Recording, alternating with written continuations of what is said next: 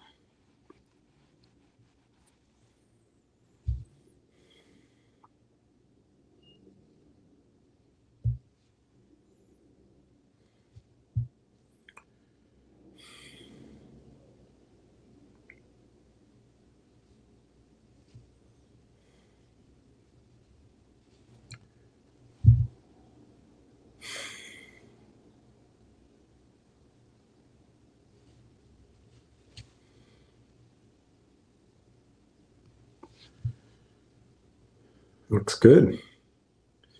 174 next.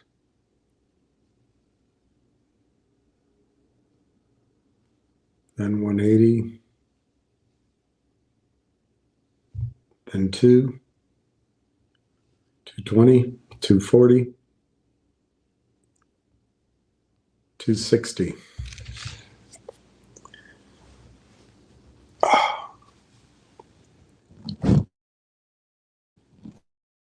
I don't know where this came from. Somebody sent it to me. I don't know if that's a correct link, but I have had it confirmed that at Fidelity, they do not allow buy orders for finger motion. Does that mean it's ready to explode? I don't know. That's guesswork. But it is odd that finger motion cannot be purchased at Fidelity. I think it's odd for several reasons.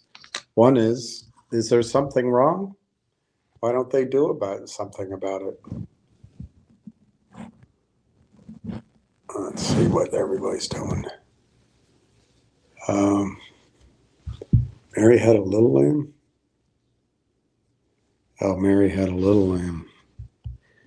Sing us a song.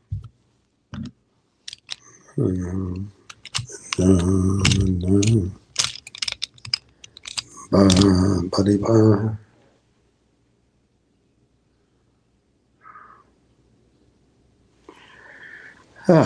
Okay. Jersey Sue. You're going for a White House tour? Yeah, the White House is a good place for lunch. Well, right near the White House, if you want a, I think it's the 9th most, I don't know about profitable, but highest turnover restaurant in the country is Old Ebbitt Grill. But you go in there and it'll be full. It's large. It goes in all directions, but you can get a good meal. It's very close to the White House. Old Ebbitt Grill. And it's not, yeah, you're not going to McDonald's, but you're not going to, Prime Rib either. You could go to the Prime Rib, but that's down K Street. I'm not, I got to make sure it's still open after all these years. It was, I don't know, about a year ago, I think I went. Capitol Grill, I know they're all over the country, But Capitol Grill in DC up on the hill is a nice place to grab lunch or dinner. But that's not very close to the White House. It's not that far. I mean, you could actually walk it if it's a nice day. Up the top, it used to, I forget what it used to be called, but it's the W Hotel. I want to say it was called the Washingtonian. Anyway, at the top of the W Hotel, it's right there. It's right at the White House. You can sit outside and overlook the Treasury Department, the ellipse, and the White House. You don't see it, the White House that well, but you can see, you have, depending on where you sit, you have a pretty good view.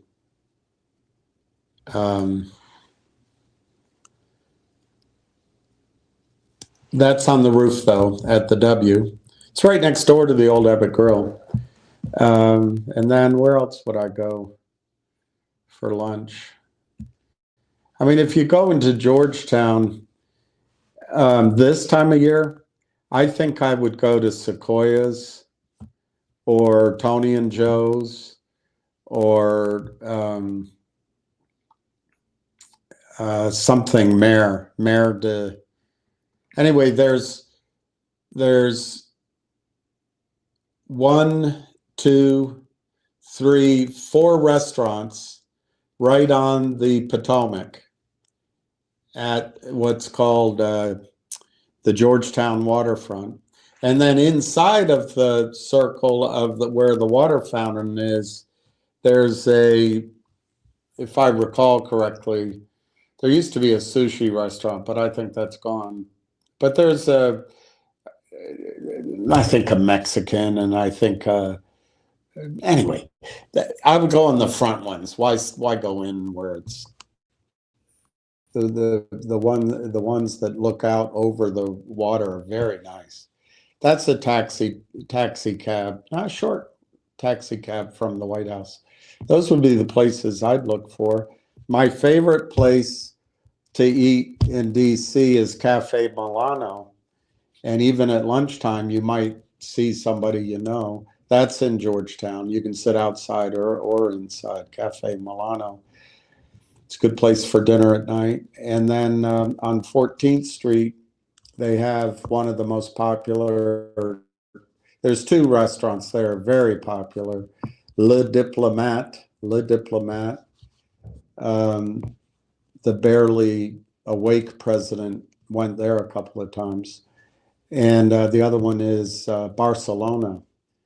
But I'm not sure I'd go to Barcelona for lunch. Le Diplomat you could go to for lunch. It's a very active, outdoor, indoor, sort of French bistro meets American huge plates type restaurant. And very, very popular.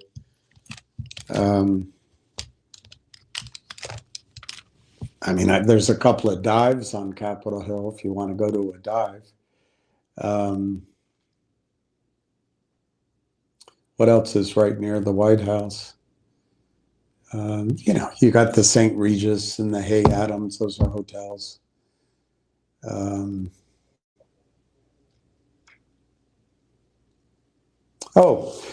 last one, it's no longer the Trump Hotel. It's not the Trump Hotel anymore. Is it the Waldorf? Anyway, on Pennsylvania Avenue, you can walk to it from the White House, where the old post office building is the Trump Hotel. But that they sold that, I think, to the, anyway, I don't know, Waldorf maybe. But inside there, they have this big open atrium, and you can sit there, and it's nice. It's very nice, and you can pretend it's Trump's hotel. They also have a steak place up on the upper level. That's my list of places to go. There's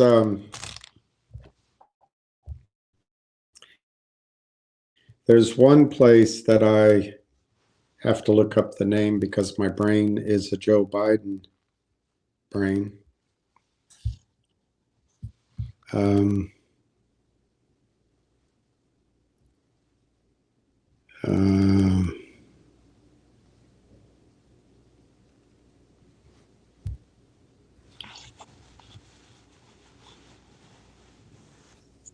Oh, the Monocle. The Monocle. I don't know if the Monocle's open for lunch. That's up on Capitol Hill. Let me see if it's open for lunch.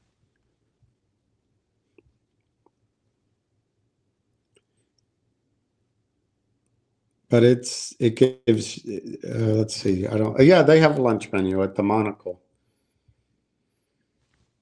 It's a lot of choices. The Monocle gives you a flavor of almost a power restaurant, but it goes back, I don't know, probably goes back 150 years, and it's good food, crowded. It's a nice place. All right, let's look at some of these prices.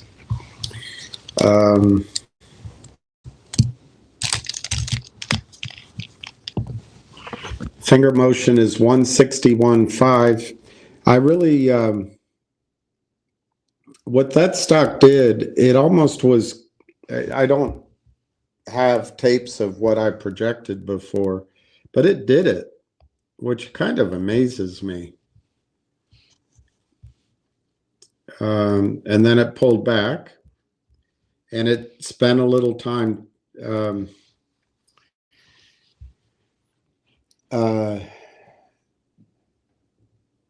testing again. But I mean, to be simplistic,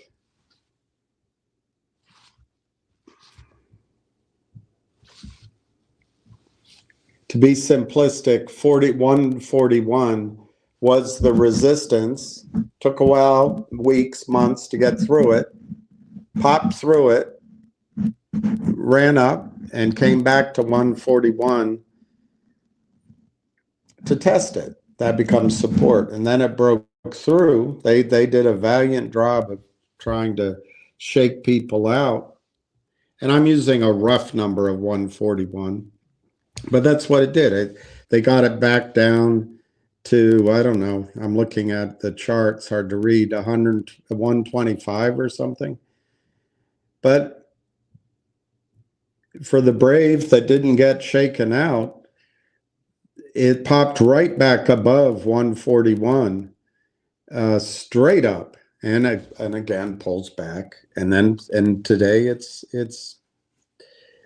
rallying. It's going to test the 200-day moving average of 174, obviously, and I think if it breaks that, it breaks 180, and it's all those numbers that we talked about before. Probably $2, $2.20, $2.40, $2.60, even $2.80, and possibly up to $3.20. So I guess 20-cent increments. But I'd say even from here, finger motion could double your money. Obviously, it would have been an easier call at $1.20 or $1.30 or $1.40 to get double on your money, but you might still, at $3.20, you double your money from here. That's a good trade. That's a good trade. And it looks strong. The chart looks good. NIXX,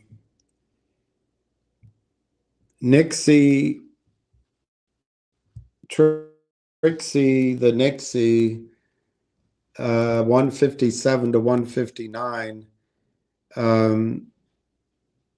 Kind of light volume today. Looks like, to me, it could be the eye of the storm or the calm before the storm, or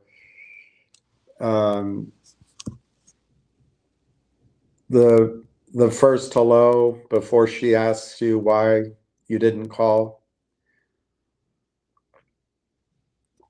You know, to me, that stock looks like it might get exciting here shortly. That's NIXX. for some reason, by accident, I brought up GTII. That stock's trading at 16 cents. If you're buying that, you are, just know what you're doing. You're buying a shell that has no value. And you'll have plenty of opportunity later on to make a new commitment to that if you want to. But you're just throwing your money away, in my opinion. On the other hand, if you feel like something's going to happen long term, you want to make sure you're there, great. But that's foolishness. GBUX is down 34 cents. They have it under $3. The market cap of that stock is 300 million, which is still a lot of money. But remember, somebody in the press release is putting up $212 million for 30% of the company.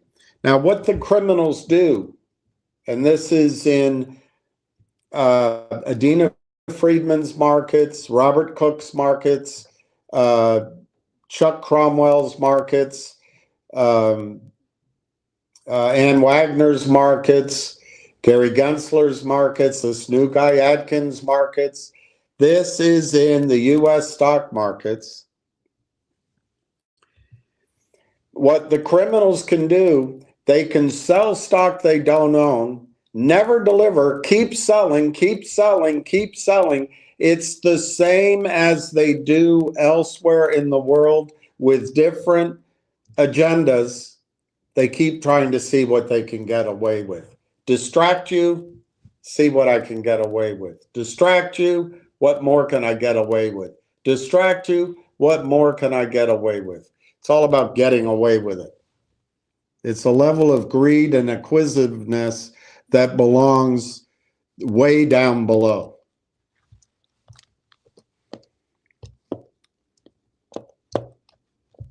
It only benefits one person.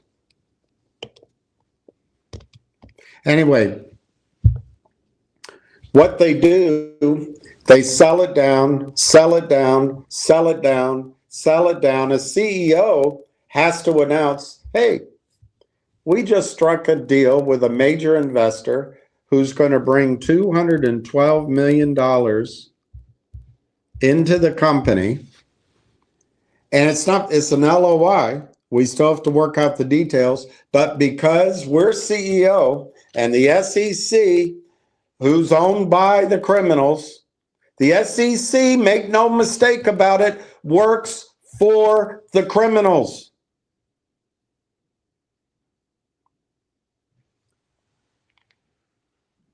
So they require us to tell you we got an LOI because that's material information.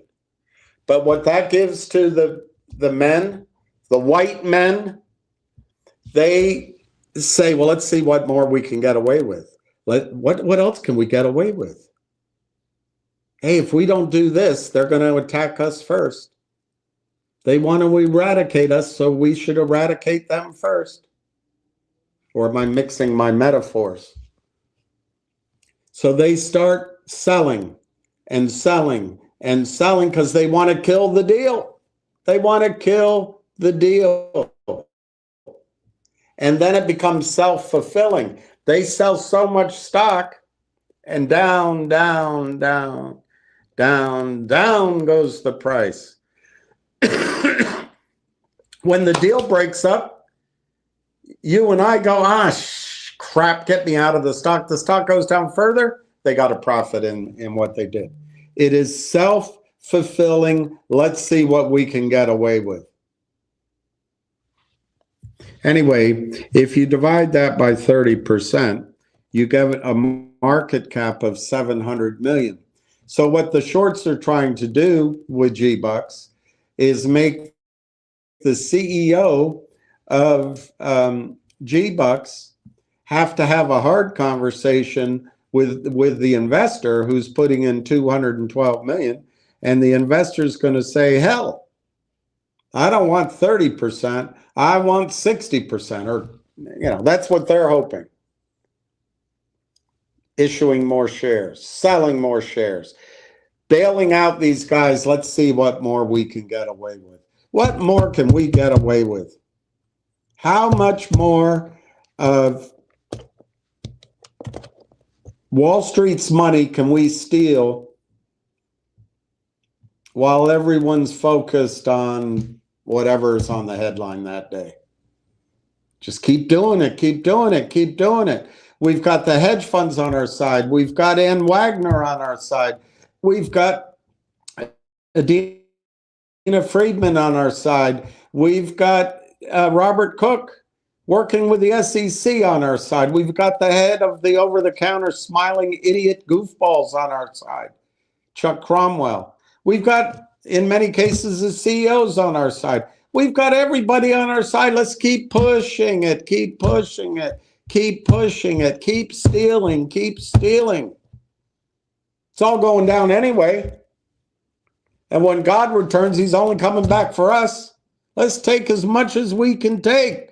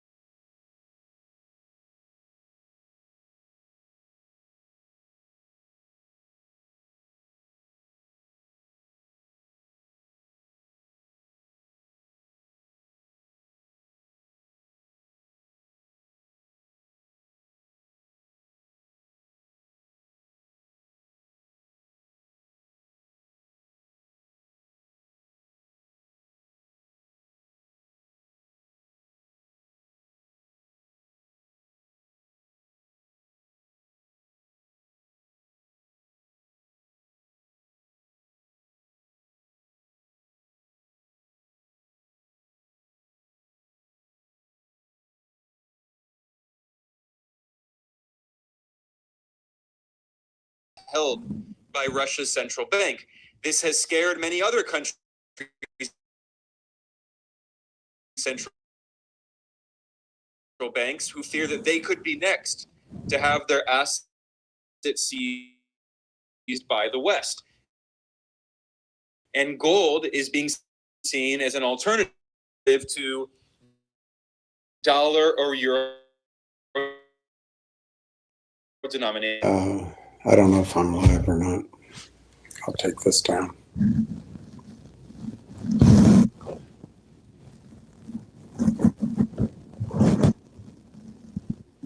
So I guess I lost all the comments that were there. I apologize. I don't even know if I'm live. There we are. Yeah, that somebody cut me off, so I guess I'm on. I lost all the comments, so if I'm ignoring your comment, if you're even still here, I'm not doing it on purpose. This is getting tiring, this whole thing. Anyway, maybe there's more than one place I can look.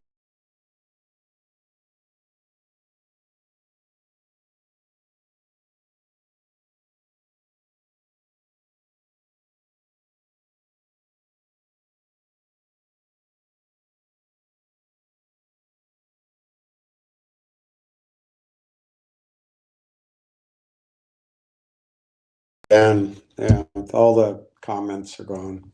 So sorry, I guess it's effective. It's either me, probably it's just me, or something weird happened. Anyway, let's just let some of the people find me again. I was just saying on GBUX that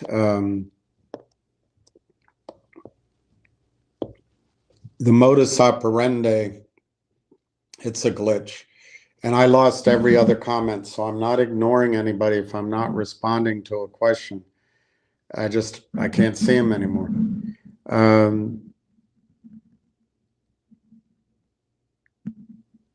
What the shorts do, the criminals I'm talking about, they sell stock that doesn't exist to try to destroy the LOI that the CEO is forced to announce. What would be best, of course, would be enforcement of securities laws. But what would be best is if the SEC said, hey, we're not forcing the criminals to disclose that they're criminal. So we'll let the company enter an LOI and wait until it's definitive before they announce it. But they don't. Everything's in the advantage of the criminals. So GBUX,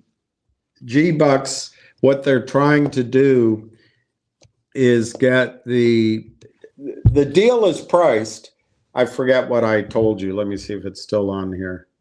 Yeah, the deal's priced at 700 million market cap. They've got the stock down to 300 million. And their idea is, well, they're not going to do the deal at 700 million. They'll do it at 300 and probably at a discount. We're going to have a win on our day trade. We didn't have to put up any money. We just go through shady market makers. Everyone looks the other way and we just steal, steal, steal. Easiest thing in the world. Well, I think it's not going to work this time. I think it's not going to work this time. I think the players in GBUX know exactly what's going on. They agreed a deal at 30% for 212 million. I think they're going to stick to it. And when if and when that comes out, these are some trap shorts, boy. That's what's going on, and that's how it's trading. It looks like some trap shorts. So GBUX looks interesting. I think $3 is a much better price than $6. And if it works, man, could you get $30 a share if it exploded upward? Yeah, maybe. Those are, so that's, we talked about GBUX, NIXX, and FNGR, you know, all speculative, of course. And then Railtown is down today. And I just, I know if you own it, you're going to be saying to yourself, oh, it's down, I'm missing out. I'm not making fun of you. I own some of it. Not a, I'm not a big swinging, but anyway, it's frustrating to wait, but I'll just make two observations. One, if the deal had fallen through and there's something wrong, that stock could be 15 cents, 10 cents. So to me, the stock's not telling me that the deal broke out. It's just telling me the same crap that Adina Friedman and Robert Cook allow everywhere in the markets, and the SEC, and the lawyers, and all the honorable men, all honorable men, they allow it to go everywhere. They just start selling the stock off. Just sell it off, sell it off, sell it off. But it's not going down. So, I mean, I can understand being impatient because that's how they're going to steal from you. It works. That's why they do it. But the second point I'll make is when I first brought Railtown to your attention, it was a simple story of an R&D company creating a revolutionary new product, first mover product in a huge business that was growing, and they were the ones to claim it. They bumped into the acquisition of a much bigger thing. The story became bigger. It's announced. It's announced. Well, the story became bigger, so we had to trade off. We didn't do it voluntarily. But what I saw as a,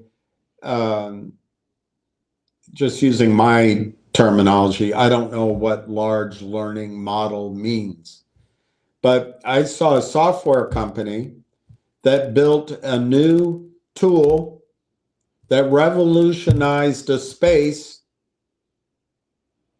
which every company in the world who uses software would need this product.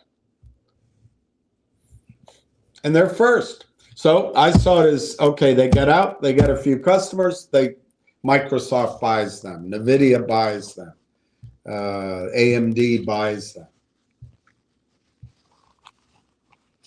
Well, that would have happened probably by now, in my opinion. They would have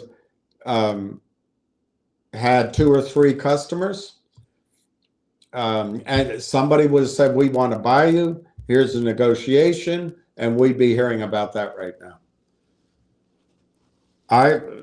Like I said then, I think you could have gotten 10, 20, 30x in that scenario. But guess what? What I understand that's happened from reading the press release, this is even bigger. It's even bigger than that. I haven't changed my targets because it's not my field. I don't know what the metrics are. I've heard that metrics can be as great as 19 times revenues in an acquisition. And somewhere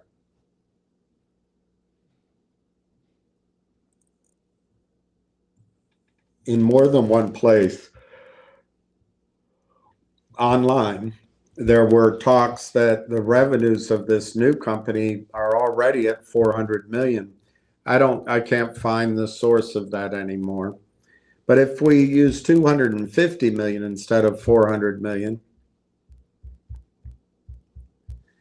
and we multiply that times 15 instead of 19, you get 3.75 billion divided by 150 million shares outstanding.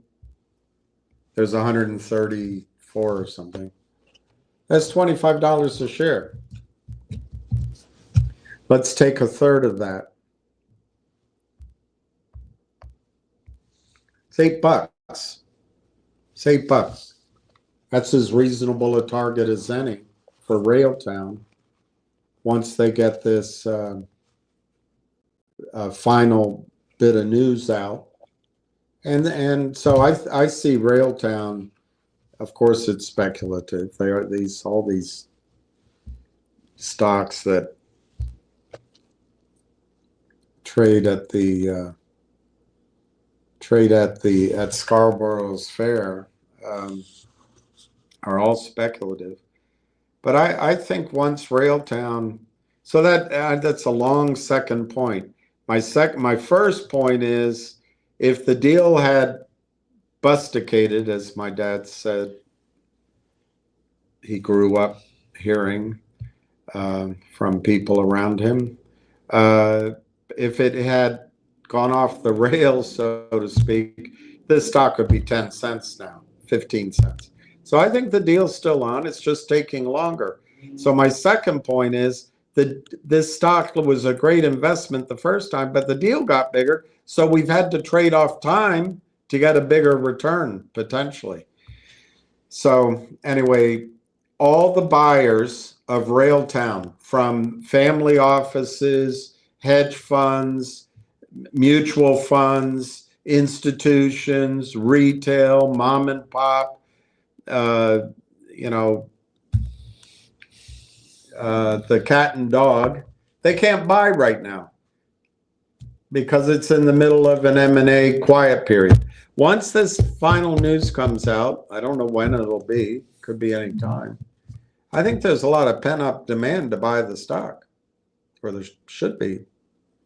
Anyway, that's Railtown.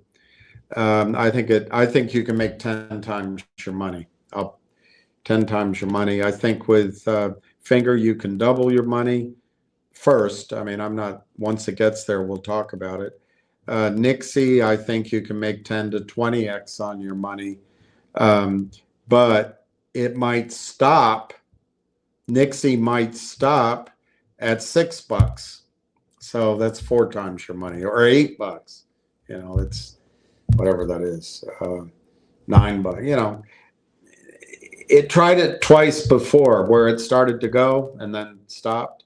It could stop again. But hey, at $1.57, if it goes to 6 or 7 or 5, that's a nice trade. GBUX at 3. It's all washing back and forth. It's all illegal, but nobody cares. Let's just see what more we can get away with. That could triple to 9 in a heartbeat. And if it caught fire, it could be, it could get wildly out of control. GBUX is the stock on this list right here, which is closest to having caught the shorts by surprise, which I don't think they've had time to fix. So I think it's still, the window's getting longer and longer, but I still think GBUX is in the framework of it could be really a short squeeze.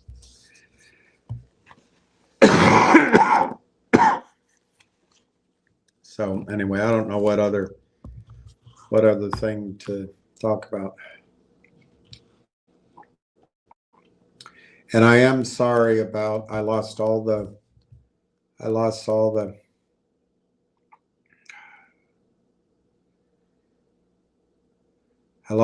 comments.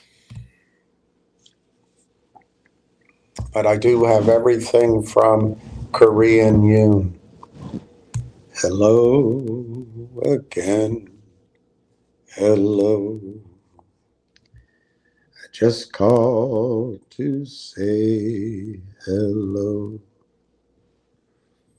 I think about you every night. You're there alone. You're They're at home. I'm here alone. Hello.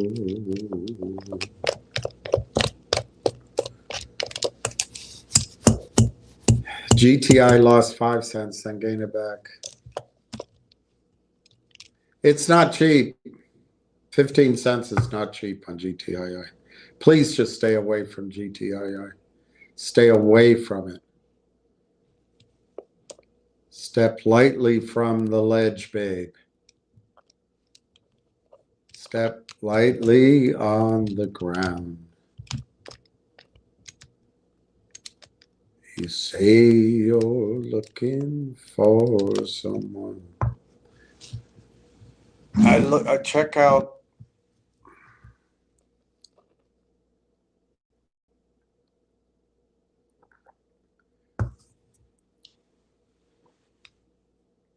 RDAR. All right, that sounds interesting. I don't want to hype a stock I don't know anything about, but RDAR.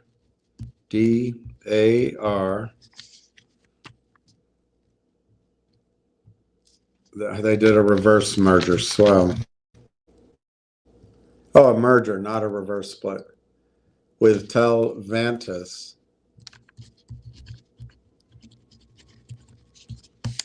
$350 million in revenue.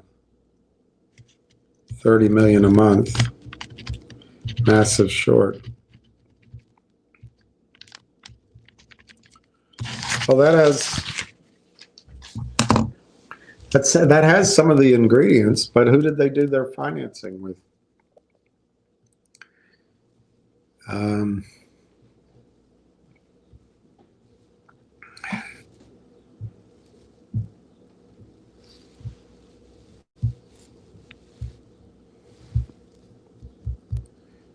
Leave at your own chosen speed.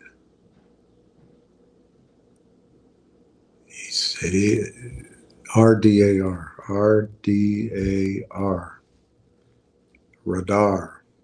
Is it a real estate company in the Emirates or something?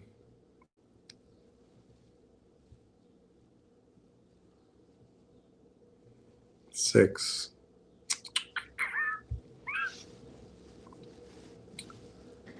Oh, I got you. All right, close that.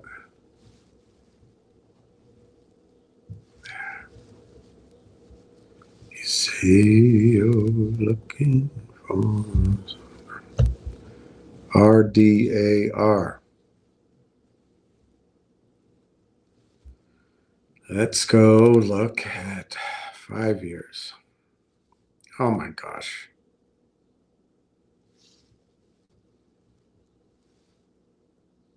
I wouldn't touch it.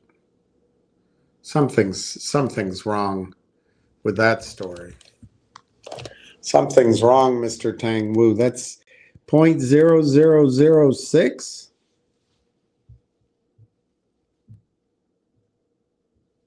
Unless I have the wrong stock. You want people to buy a seller box stock. I don't know.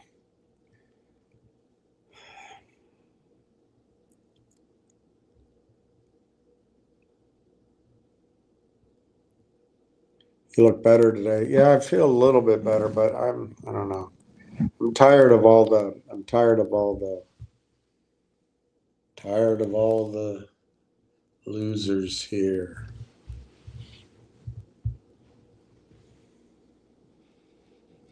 Wasted and wounded. It ain't what the moon did.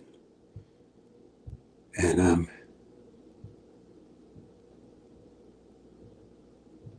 tired here. No prima donna.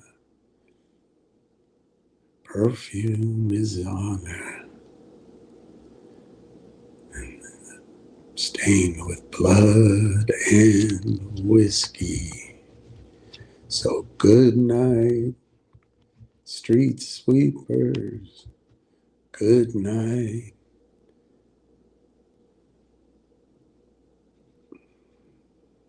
something keepers, and good night, Matilda too.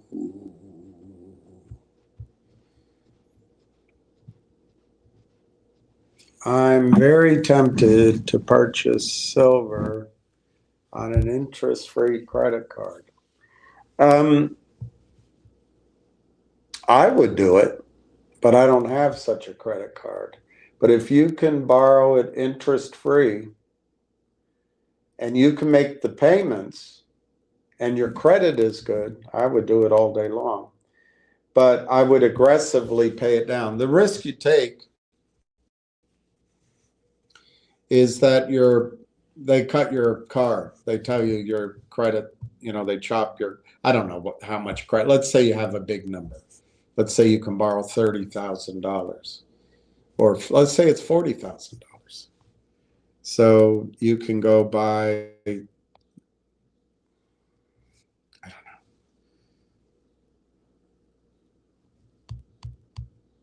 Let's say you can borrow $50,000. I don't know. I'm making it up. I want to make it, and by buying, you can get your silver at, let's say, $40. So you can buy 1,250 ounces, in my little example, 1,250 ounces of silver at $40. If I'm right, which I think I will be, this next period of time, I think the stock markets have hit their lows. You're not going to see those numbers again for 9 months, 8 months. What you're going to see between now and September, October, in my opinion, instead of sell in May and go away, you're going to, my opinion, you're going to see a stock market just climbing a wall of worry and going to unheard of heights. In that time frame, gold, silver, copper, everything that moves. I reckon I've killed everything that walked or crawled. I've killed women and children. I reckon I've killed everything that walked and crawled. But I'm here to kill you, little Bill.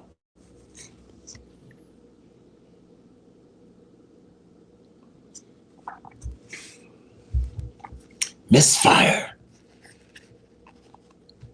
So if you were to buy 1,250 ounces, in my exaggerated example, of silver, and I'm doing that on purpose because I don't want to guess what you're actually going to do. But you can just use smaller numbers.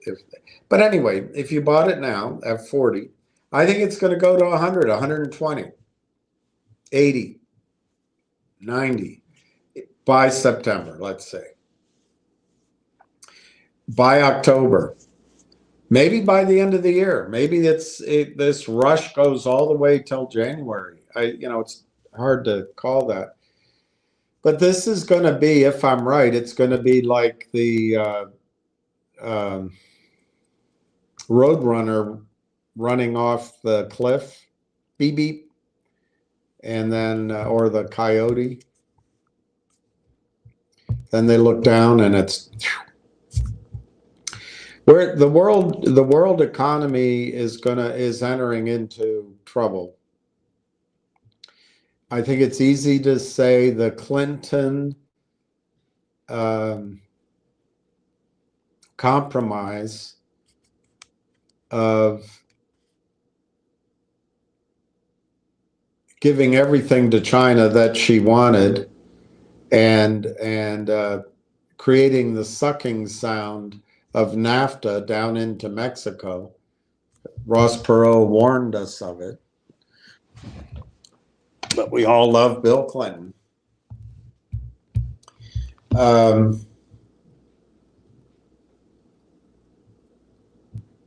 That period's over with. That 40 years, I think you can argue that we've had 40 years of eviscerating the United States of its sinews, it's muscles, it's guts, it's brain power.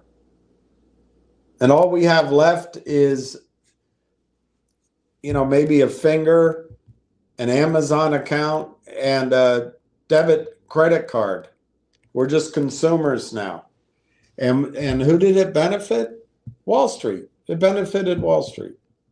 So we sold our technologies, we sold our steel companies, we restructured our automobiles, we allowed students in to learn, we let, through the mechanisms you see, our patents went overseas, our ideas went overseas, and what we did for 40 years,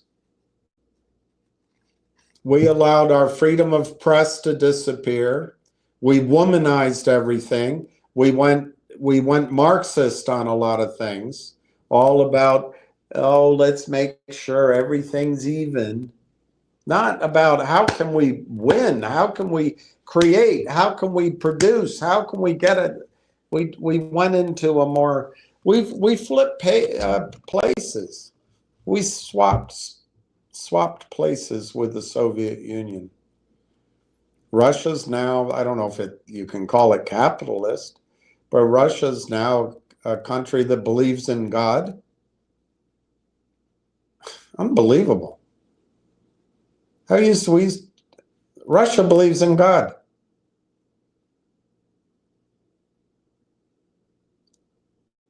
And it has what we say is a dictator, but he encourages that. Anyway, I don't want to go through the whole thing, but we've swapped places, and we've swapped places on the world stage in terms of trust. Nobody trusts us. Nobody.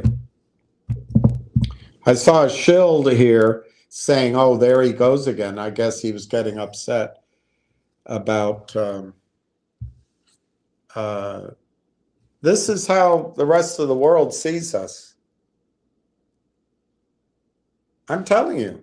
I mean, you can pretend that they don't, but that's how they see us.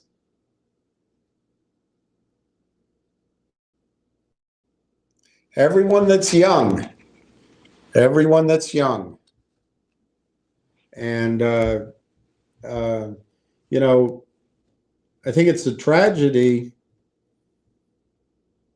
what happened to entire populations of people, all broadly described as Jews, 80 years ago? It's just, I mean, it makes it really does.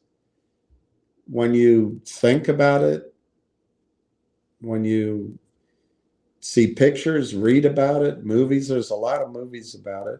Very few movies about Cambodia or Vietnam or even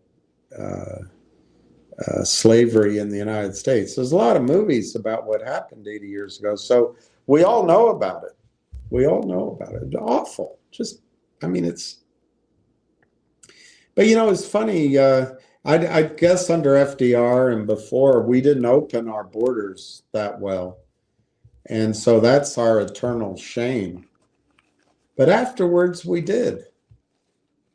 And we opened up every avenue to success in the United States. And there's not discrimination.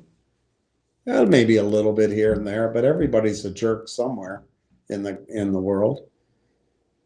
But the United States of America opened up its arms wide, and which was the right thing to do.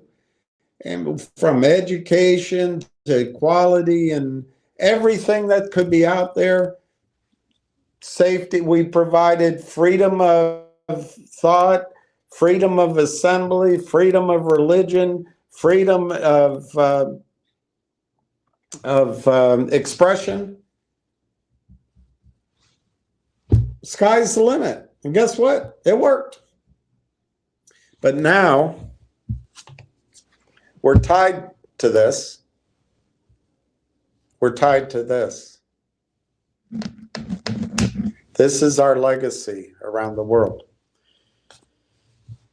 So what I see happening, getting back to your physical silver, what I see happening is I think silver is going to go, I'll pick a number, it'll go to 120 by September.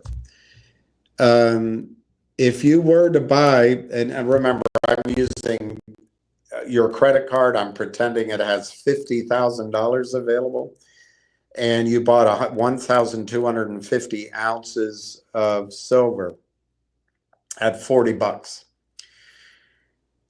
If gold, let's say gold went to 120, you could sell 250 of that. Sorry, silver. You sell 250 of that, pay down your credit card.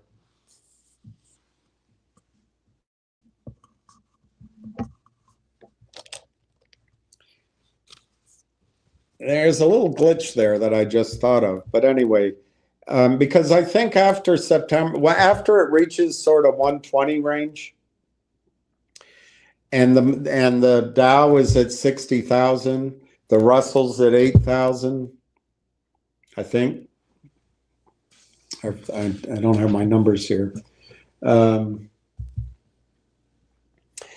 going to have a crash. We're going to have a crash unlike anything you've seen. And I think everything in the world's going to go down. Everything, as people scramble for collateral. So you could, when it's up, you could sell some to pay off your credit card. That's the best way to stay asleep at night. The other problem, though, with that is they're likely to withdraw when there's a crash. They're likely to withdraw your credit that you haven't used. So that's something you have to trade off. If I were using a credit card, I would do silver, but it's really, silver's really volatile. So you have to make sure you can make your payments on your credit card. Because if you can't make your payments, you could get to the point where you get shaken out of your silver. But I would do that all day long if it were me. I just don't have that ability. But let's just use a number. Let's say you did that and then it went to 120. Your 50 grand would turn into 150, let's say over the next 6 months. Let's say it pulled back to, I don't know, $50. So now you'd be back to being worth about 60, 70,000. But from that point, I think silver could go to, oh gosh. Try to give you a conservative number that doesn't sound absurd, but I think silver could easily go to $1,000. I don't know. Call it $400, $800, $1,000, $3,000, $5,000. So I would do it. I would just make sure you can afford to stay current on the monthly payment, because as soon as you don't pay it, all of a sudden it's $28 28% per annum.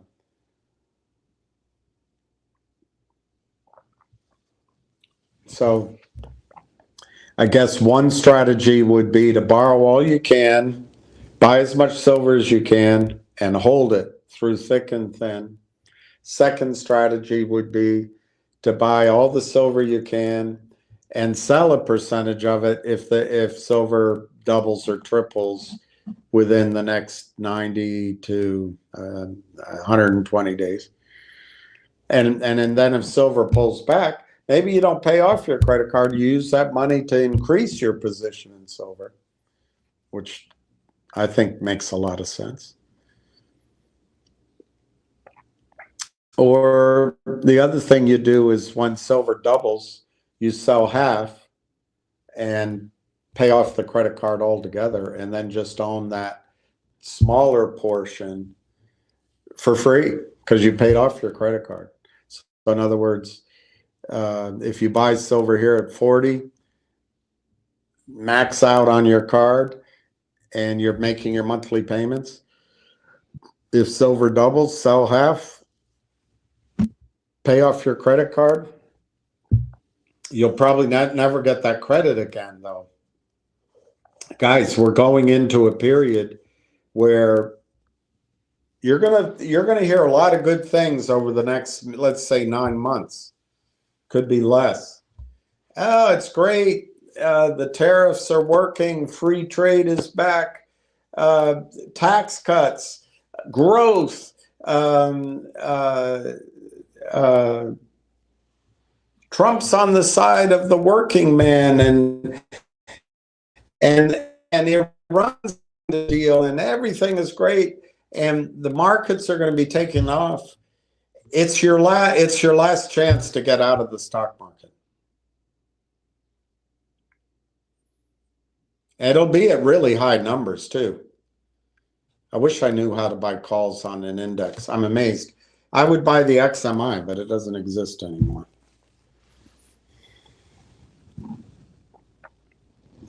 Did anyone catch Ham's call this morning? All right, Michael, I'll just sign off. I'll let you go listen to Ham's call. You guys, thanks for tuning in. I think you need to just focus on Ham's calls.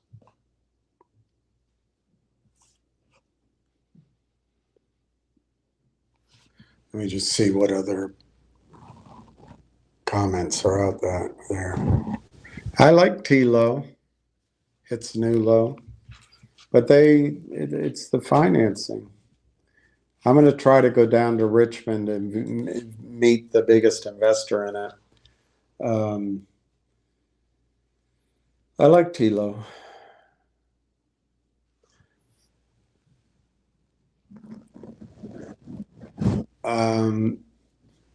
Call him. Let's get an update. Ham, you gotta follow Ham on Twitter. He had a call this morning. He's not here right now, so there's no need to listen.